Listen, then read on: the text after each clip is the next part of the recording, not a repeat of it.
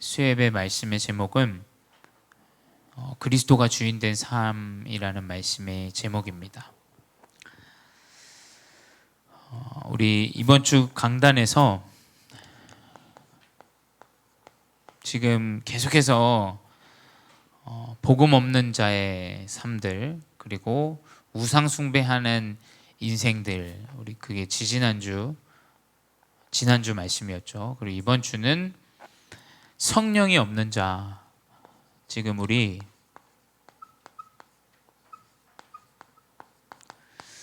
그러한 현장 가운데 우리 모든 렘넌트 또 우리 모든 중직자분들이 그 현장에 지금 가 계십니다. 성령이 없는 현장은 성령이 없는 자들이 모여 있기 때문에 그런 것이겠죠. 그래서 로마서 2장에도 잘 표현되어져 있습니다. 우리 로마서 계속 보고 있는데 로마 교회가 사실 많은 문제가 있을 수밖에 없는 교회예요. 여러 사람들, 또 여러 계급들, 또 여러 인종들, 또 여러 상처 가진 사람들, 또 잘 나가는 사람, 못 나가는 사람, 병든 자, 또 정신질환자, 너무나 많은 사람들이 그 안에서, 교회 안에서 많은 이야기들이 오고 갔습니다.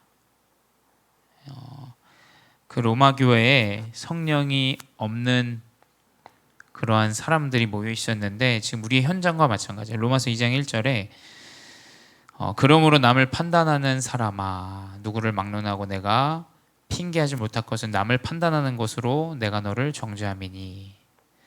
우리 성령이 없는 자는 사실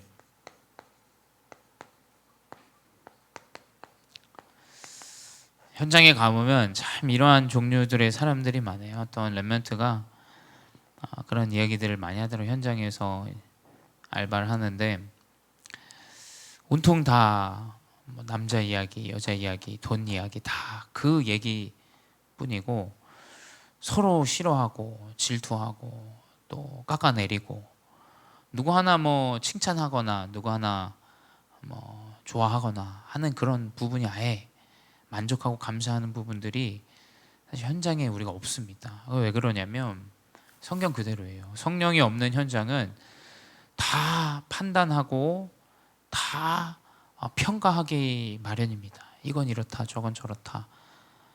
성령이 없는 자의 특징은 계속해서 판단합니다. 그 말은, 판단한다는 것은 계속해서 불신앙, 염려, 여러 가지의 요소들, 복음 없는 자의 요소들을 계속해서 가지고 살아간다는 거예요. 또 성령이 없는 이런 현정은 계속해서 분열하죠.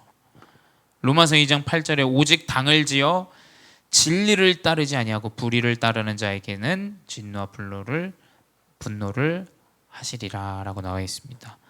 당을 지어서 진리를 따르지 않는다라고 기록되어져 있어요.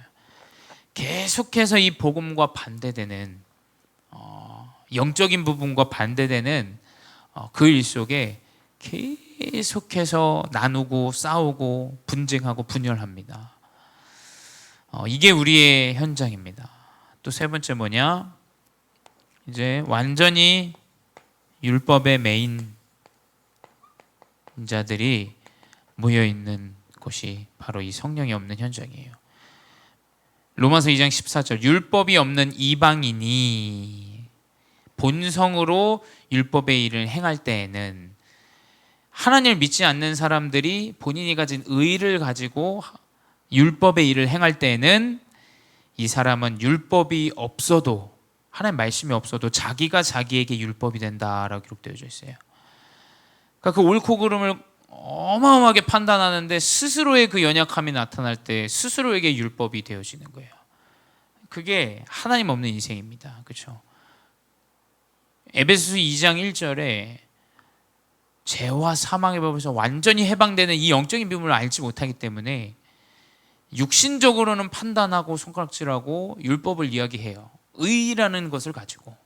근데 스스로가 스스로에게 율법에 붙잡혀요. 사실 그 정도는 굉장히 양심적인 거예요. 그러니까 스스로가 스스로에게 잡히지도 않고 본인한테는 맞고 남들에게는 맞지 않을 때 이제 굉장히 답답하죠. 이제 객관성이 떨어진다 이렇게 얘기하죠. 스스로에게는 맞고 남들에게는 틀렸다 얘기하고 또 반대로도 마찬가지입니다. 객관성이 떨어지게 본인에게는 굉장히 핍박하는데 남들에게는 관대하고 같은 거예요. 사실은 뭐 후자가 조금 더 나을 수 있겠지만 영적인 부분으로 봤을 때는 사실은 동일한 부분이겠죠. 완전히 세상은 이 율법에 매입니다. 이 성령이 없는 현장에 우리는 나아가고 있어요. 근데 오늘 전도서 3장 1절이 딱 여러분에게 답이 되셔야 돼요. 이 성령이 없는 현장에 때가 있다라는 거예요.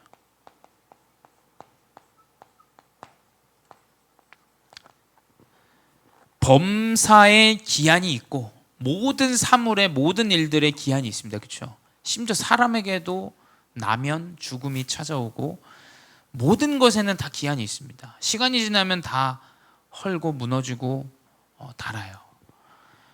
천하만사가 다 때가 있다라고 기록되어져 있어요.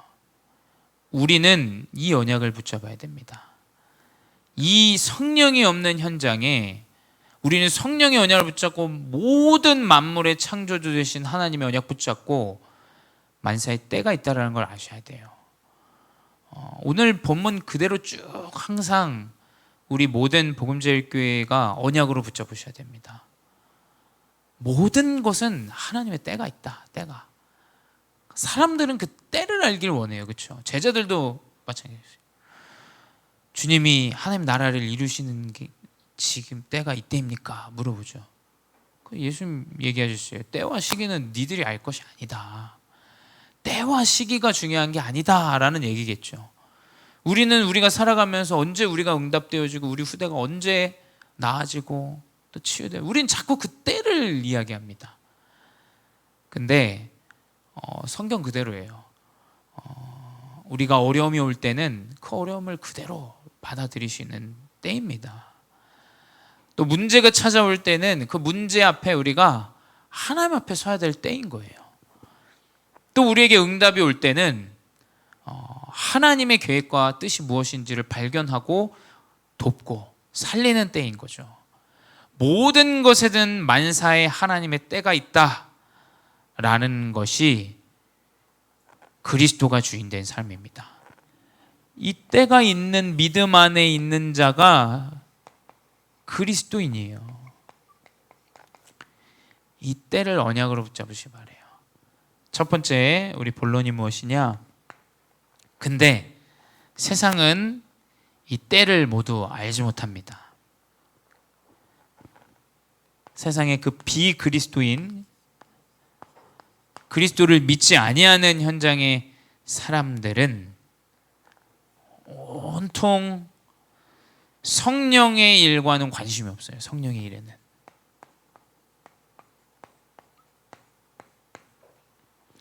성령의 일이 뭡니까? 하나님께서 천사를 보내시고 천사를 보내셔서 하나님의 말씀을 대언하게 하시고 그래서 그 언약 붙잡고 바울이 이제 로마로 향하는 그 배 안에서 내가 너와 항해하는 모든 자를 너에게 주었다. 네가 로마에서도 이 복음을 증거해야 하리라. 이걸 세상 사람들이 알아들을까요? 못 알아들을 거예요 아마. 그렇죠? 기도하는데 하나님께서 꿈으로 나에게 어릴 때 하나님이 인도하실 여정을 미리 주십니다. 그렇죠? 그 언약을 나눴는데 형들이 이해하지 못했어요. 그렇죠? 대제사장이 렘넌트 다윗에게 기름을 붓고 기도할 때 아마 이 렘넌트 다윗은 하나님의 그 은혜를 아마 마음속 깊숙이 느꼈을 겁니다. 그 하나님의 성령이 나에게 임한다는 것은 그때부터 이제 본인이 왕이 될 그 언약을 정확하게 붙잡고 있었죠. 이게 세상 사람들이 알지 못하는 성령의 일이라는 거예요. 고린도전서 2장 14절에 육에 속한 사람은 하나님의 성령의 일들을 받지도 알지도 못한다라고 기록되어져 있어요. 왜 자꾸 교회가 힘을 잃고 목회자 힘을 잃냐? 자꾸 눈에 보여지는 것만 해요. 눈에 보여지는 것만. 가치 없이 여깁니다. 작은 일에 아무 가치 없는 것처럼 여겨요. 목회자 사람이 모이지 않으면 가치 없이 여겨요. 돈이 되지 않으면 가치 없이 여겨요. 우리 렘넌트들 그러시면 안 돼요. 작은 하나님의 언약의 일들, 나에게 주어진 일, 가치 없이 보면 안 됩니다. 그게 사실 망하는 길이에요. 망하는 길. 하나님이 나에게 성령의 일들을 일으키신다. 이 일을 알지 못하면 예배 아무것도 중요하지 않게 여깁니다. 그렇죠? 뭐가 예배 뭐하러 중요합니까? 세상에 얼마나 대단한 사람들 많습니까? 사실은 얼마나 대단한 그런 스피치 능력 가진 사람들 많아요. 요즘 뭐 개그도 스탠딩 코미디예요. 다 이렇게 나와서 원맨쇼 합니다. 근데 우리가 이 성령의 일을 알지 못하면 예배를 가치 있게 여길 수 있을까요? 저는 그렇게 여길 수 없다고 보여져요. 그러니 예배가 후대에 절달할 부분도 사실 불필요하다고 여기고, 기도는 더더욱이 굉장히 무지하다고 여깁니다. 그래서 비그리스도인은 눈에 보이지 않는 이 성령의 일들을 완전히 가치없이 여기고 아무 일들이 아닌 것처럼 여깁니다. 9시 기도 지속해 보세요. 저는 분명히 하나님이 기도에 응답하신다라고 믿고 있습니다. 하나님이 기도의 뜻을 이루신다. 그리고 하나님 성령으로 역사하신다. 우리가 기도할 때 성삼위 하나님이 능력으로 나타나신다. 저는 믿고 있습니다. 이 비그리스도인들은 마음과 생각이 완전히 무너진 상태예요. 겉은 멋지게 하고 다닙니다. 육신은 잘 챙기고 다녀요. 근데 마음과 생각은 완전히 피폐 있고 무너져 있어요. 예레미야 17장 9절에 만물보다 거짓되고 심히 부패한 것은 마음이다 라고 기록되어져 있어요. 또 마가복음 7장 21절 22절에 마음에서 나오는 생각은 악한고 추악하고 음란하고 도둑질하고 살인하고 간음하고 속이고 악독과 음탕과 질투와 비방과 교만과 우매함이라 라고 기록되어져 있어요. 그리스도를 믿지 아니하는 자의 마음과 생각은 온통 흑암이 가져다주는 생각과 마음뿐입니다. 그 마음과 생각이 사로잡혀 있어요. 완전히 육신에 승리할 수 있는 마음과 생각이 아닌 온통 속이고 숨기고 부패한 것, 완전히 음란한 그 생각과 마음 가운데 붙잡혀 있다는 거예요. 세 번째 뭐냐? 비그리스도인은 하나님의 진노가 그 위에 임했다라고 기록되어 있어요. 요한복음 3장 36절에 영생이 있는 하나님의 아들을 믿는 자에게 영생이 있고 아들에게 순종하지 아니하는 자에는 영생을 보지 못하고 도리어 하나님의 진노가 그 위에 머물러 있느니라 라고 기록되어 있어요. 이게 그리스도를 알지 못하는, 주인 되지 않은 불신자의 삶이라는 거예요. 그래서 우리가 현장을 나갈 때 이 비그리스도인에게 영향받을 이유와 사실 필요와 다른 어떤 방법으로 삼는 거 사실은 위험한 일이죠. 그래서 영적인 힘을 딱 가지시고 그래서 가야 돼요. 사람들은 다 본인이 맞다라고 얘기해요. 옳다고 얘기합니다. 다 해봤다 얘기합니다. 안 된다 얘기해요. 그 말에 우리가 귀 기울이고 따라갈 이유가 없습니다. 왜냐? 완전히 마음과 생각, 진노 가운데 붙잡혀 있고 노예 생활하는 사단의 종로로 타는 사람들이기 때문에 사실 살릴 대상자지 우리가 의지할 대상자가 아니라는 겁니다. 두 번째 뭐냐? 구원은 받았으나 육에 속한 자가 있죠.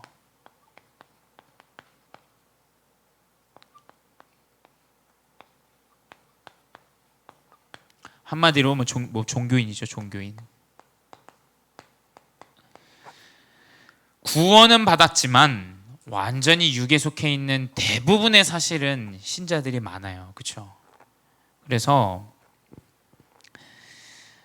그 사람들은 무엇이냐? 완전히 육신에 붙잡혀 있는 사람들이죠. 완전히 육신에.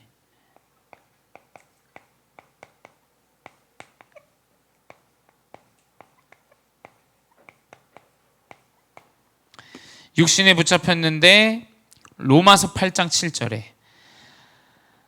육신의 생각은 하나님과 원수가 되나니 이는 하나님의 법에 굴복하지 아니할 뿐 아니라 할 수도 없다라고 기록되어져 있어요. 완전히 하나님과 원수되는 이 육신에 붙잡혀져 있는 겁니다. 두 번째 뭐냐? 그리스도를 틀리게 알고 있다는 거예요. 어디 기록되어져 있냐? 요한복음 3장 1절에서 3절에 기록되어져 있죠. 이 유대인과 똑똑한 사람들이 그리스도를 찾아오는데 그리스도를 찾아와서 하는 말이 그리스도를 랍비여, 내가 하나님이 당신을 스승 선생으로 이 땅에 보내신 줄 압니다 라고 겸손하게 얘기합니다. 근데 육에 속해 있는 구원받은 종교인들은 그리스도를 선생으로 알아요. 그래서 예배를 가볍게 여기는 거예요. 그래서 하나님의 말씀을 가볍게 여깁니다. 하나님의 말씀이, 생각해 보세요. 말씀이 우리에게 성취되어지고 역사되어진다는 것을 미리 알고 있다 한번 생각해 보십시오. 알고 있다면 하나님의 말씀, 이 그리스도의 언약을 우리가 가볍게 여기지 않겠죠. 눈에 안 보이시기 때문이에요. 사단이 우리에게 엄습해오고 사단이 우리를 속이기 위해서 우리를 속이는 것이 보여진다 생각해 보세요. 안 보이기 때문에 믿지 못하는 거예요. 이 그리스도가 많은 사람들에게 떡 주고 빵 주고 사람들 몰려다니니까 나의 인생의 구원자인 그리스도를 믿는 것이 아니라 그냥 내가 뭐 하나 얻을 수 있는 선생 정도로만 그리스도를 이해하고 있는 것이 바로 종교인들이에요. 세 번째 뭐냐? 그로 인해서 완전히 불신앙하고 불순종하고 그 마음과 생각에 사랑이 존재하지 않는다. 그리스도의 사랑이 없기에 그 사람의 마음과 삶, 모든 인생은 사랑 없는 인생으로 살아갑니다. 이게 바로 뭐냐? 육의 사람이에요. 육에 속한 사람. 종교인입니다. 세 번째 뭐냐? 그렇다면 성령의 사람은 무엇이겠어요? 성령의 사람.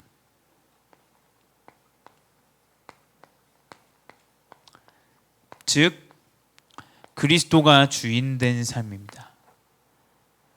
그리스도가 주인된 삶은 분명히 때가 되면 열매 맺게 됩니다.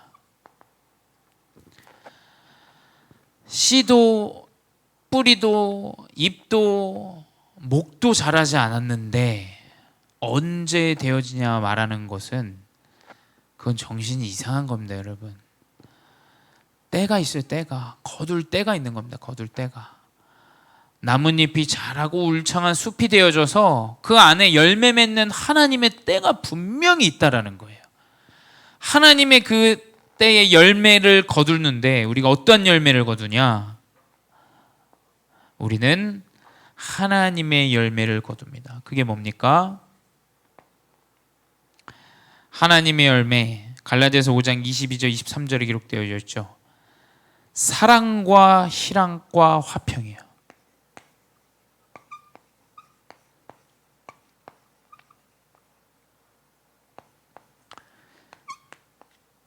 그리스도 안에 있는 열매 가운데 그리스도의 사랑을 깨달은 자는 사랑하는 자가 돼요. 또 사랑받는 자가 돼요. 사랑 주는 자가 되어집니다.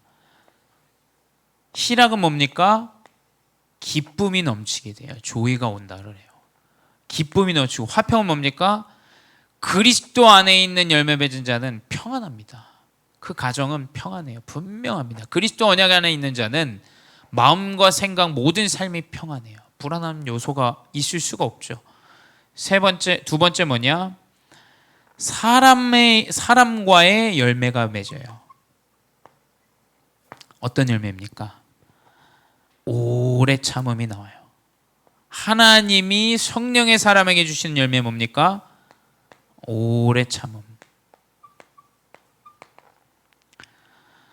또 뭡니까? 자비를 주세요. 이해하고 용서하고 살리는 자비를 주세요. 그리고 뭡니까? 양선. 선을 행하는 사람이 되어줘요. 이게 성령의 사람에게 주는 하나님의 사람과의 열매입니다. 하나님이 주시는. 그리고 뭐냐? 자신에게 열매가 생겨요. 어떤 열매냐? 그리스도 성령에 충만한 자의 열매는 충성이에요. 충성은 뭐냐? 믿을 만한 자가 되어져요. 또 믿음을 주는 자가 되어집니다. 충성된 자가 되어져요. 군대에서 오더를 내리는데 그 군인이 그 일을 하지 않는다. 전쟁 중에는 총살입니다. 총살. 하나님이 믿을 만한 참된 제자로 충성된 자로 세우세요. 사실 무엇을 맡긴다라는 건 그 사람이 믿을 만하다라는 거죠. 그 믿음은 많은 기간 가운데 스스로에게 그 사람에게 주는 신뢰와 많은 것들이 쌓이는 가운데 나타나는 것이 바로 충성인데, 하나님이 개인에게 주시는 건 뭐냐? 모든 일에 충성된 자가 되어져요. 또 하나님과의 관계에서 믿음, 신임을 얻는 자가 되어진다는 거예요. 또 뭡니까? 온유해요. 온유하다라는 것은 스스로가 마음의 참된 안식과 참된 평안이 회복되어집니다. 또 가장 중요한 거, 성령을 입은 자는 절제가 되어져요. 중독은 다른 것이 중독이 아니에요. 해도 또 합니다. 근데 내가 그 일을 멈출 수 있을 때 끝난 거예요. 사실 그렇지 않습니까? 하나님은 성령의 사람에게 이 열매를 주세요. 성령의 사람에게. 두 번째 뭐냐? 하나님은 성령의 사람에게 갈라디아서 2장 20절의 언약을 선포하시죠. 언약을 성취하십니다. 내가 그리스도와 함께 십자가에 못 박혔나니 이제는 내가 사는 것이 아니요 내 안에 그리스도께서 사시는 것이라.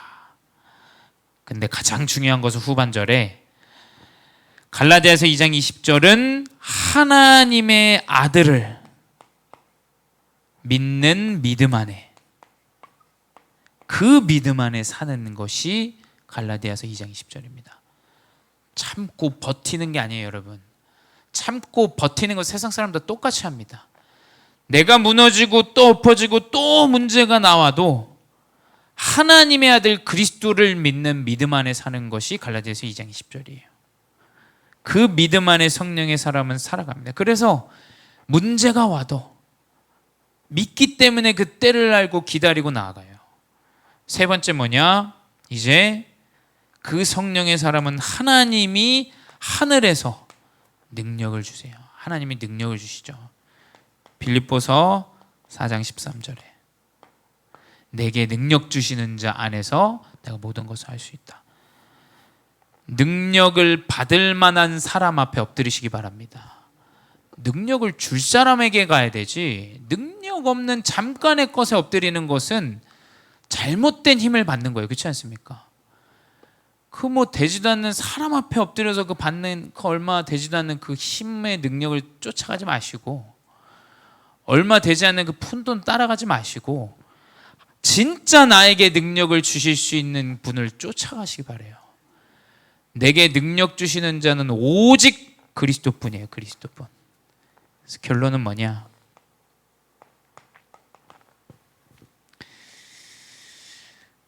우리는 미련해 보이고 답답해 보이고 안 되는 것 같아 보이고 어떻게 보면 또 정신이 이상한 사람들처럼 보일 수 있어요. 크리스찬은.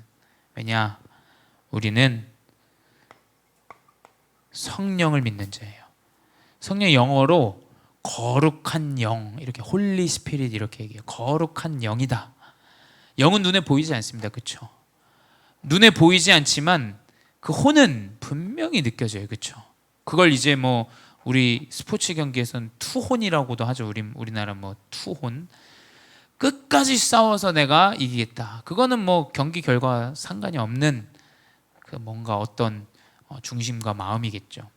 우리는 눈에 보이지 않는 성령의 힘을 얻어야 돼요. 진정으로 성령의 힘을 얻으시기 바래요.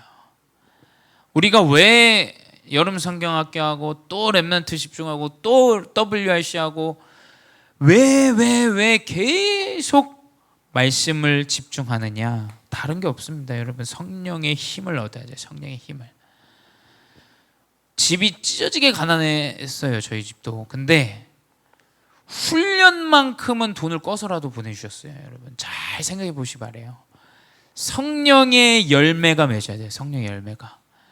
지금 내가 심는 이 씨앗의 열매가 무엇인지 한번 생각해 보셔야 됩니다. 후대를 두고 내 가정을 두고 내 인생을 두고 내가 어떤 씨앗을 계속해서 심고 있는가. 분명히 성령의 능력의 씨앗을 심는 그 인생은 그 참된 성령의 능력이 나타나게 되어져 있어요.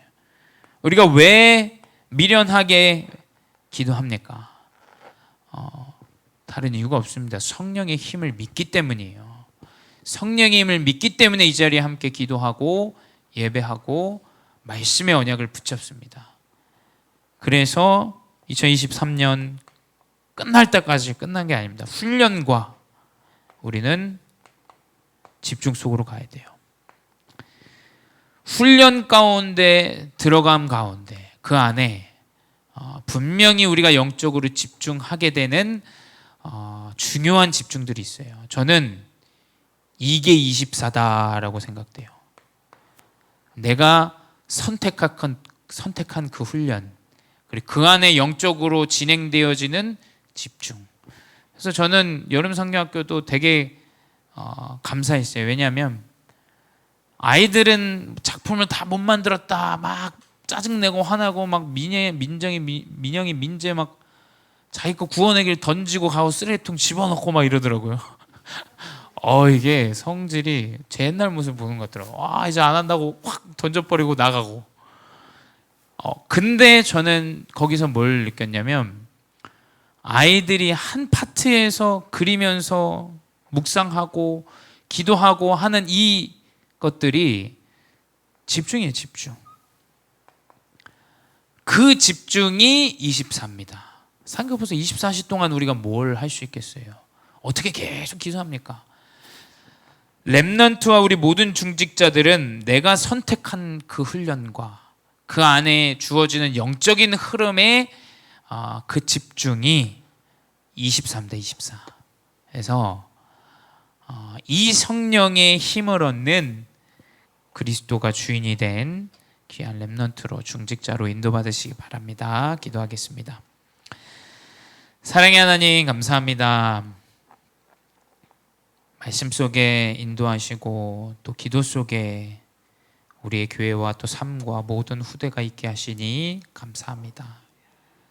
주님, 세상은 지금 성령이 없어 판단하고 완전히 분열하고 완전히 율법 가운데 스스로 무너지며 자살하는 시대 가운데 또 중독의 시대 가운데 완전히 후대들이 약물로 무너지는 이 시대 가운데 주님, 하나님이 사랑으로 보내주신 그리스도를 믿는 믿음 안에 인도하여 주시니 감사합니다.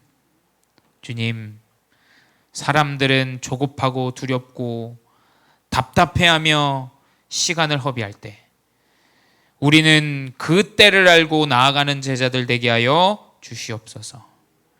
그 때를 알고 말씀과 기도, 훈련과 집중 속에 있는 24 가운데 있게 하여 주시옵소서. 주님, 응답이 있냐 없냐가 아니라 하나님, 지금 내가 내 마음과 생각, 내 모든 집중이 어디 속에 있는지를 깨닫게 하시고 그 가운데 진정으로 성령의 능력이 임하는 참된 제자들 되게 하여 주시옵소서. 세상 사람들은 가볍게 여기고 업신여기며 아무 일도 일어나지 않을 것처럼 여기는 이 성령의 일들을 우리는 우리의 재산으로 여기게 하시고 우리가 후대에게 남길 유산으로 여기게 하시고 우리가 교회에 회복해야 될 참된 뜰의 기초가 되어지게 하여 주시옵소서. 지금도 살아계신 주 예수 그리스도의 이름으로 기도드려 싸움나이다. 아멘.